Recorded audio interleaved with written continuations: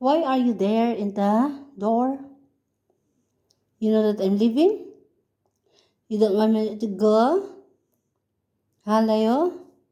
See, guys, he is in the front door now because he knows that I'm going. It's my duty's finished already, so he's there. What are you up to? Huh?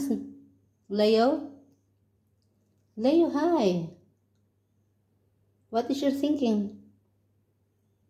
Do you want me to go? Huh? You don't like? But I have to. I need to go to my second duty. I want to stay more with you, but the problem is I don't have enough time. Is it okay? See you next week, okay? See you next week, my love. Do you understand me, Leo? See you next week. Oh, don't stay on the door. Come on, come here. You don't like? Why? Say bye, everybody.